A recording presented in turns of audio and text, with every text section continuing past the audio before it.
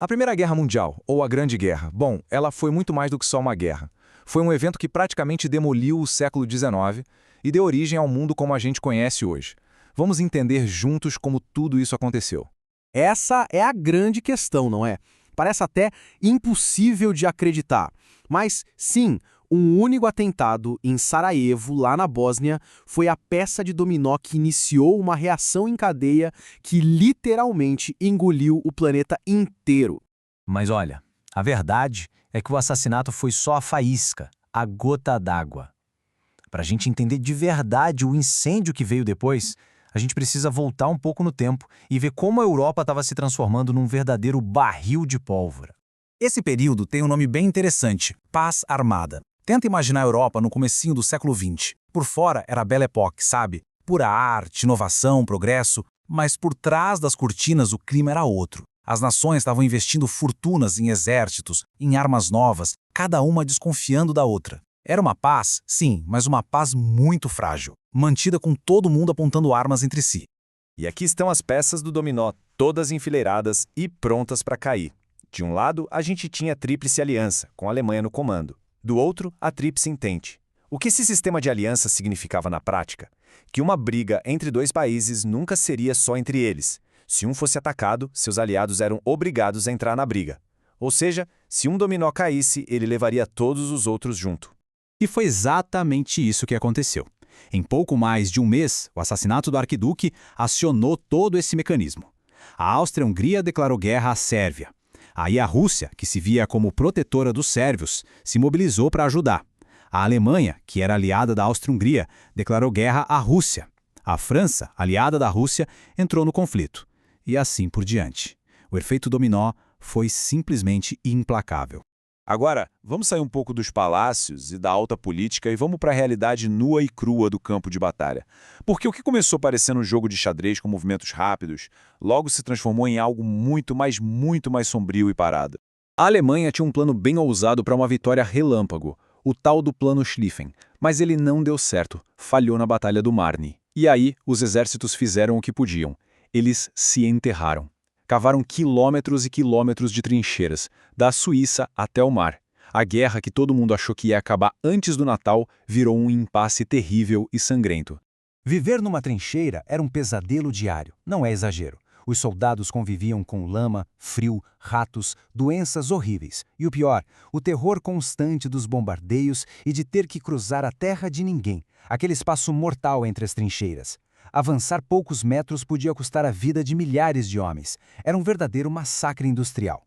E esse aqui é o custo humano total. E juntando militares e civis, a gente está falando de mais de 20 milhões de mortos. É um número que, na época, era simplesmente inconcebível. Mostra a escala de destruição que nunca tinha sido vista antes na história. E quem pensa que essa confusão toda ficou só na Europa, está muito enganado. As ondas de choque da guerra cruzaram o Atlântico e chegaram com força aqui no Brasil, que, de repente, se viu obrigado a escolher um lado.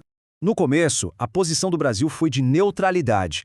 Fazia sentido, né? A nossa economia dependia muito da exportação de café e a Alemanha era um dos nossos maiores clientes. Então, a prioridade era manter os negócios com todo mundo sem arrumar briga.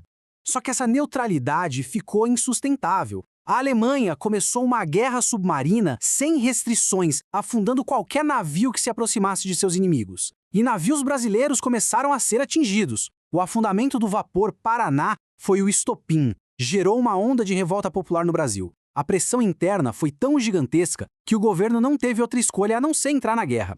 E o Brasil não ficou só no discurso, não. Foi o único país da América Latina a participar ativamente das operações de guerra. Enviou a divisão naval em operações de guerra, a DNOG, que teve um papel super importante patrulhando o Atlântico. Além disso, mandou uma missão médica para ajudar nos hospitais da Europa e até aviadores, que lutaram ao lado dos britânicos. Quando a guerra finalmente acabou, em 1918, o mundo não voltou a ser como era antes. Longe disso.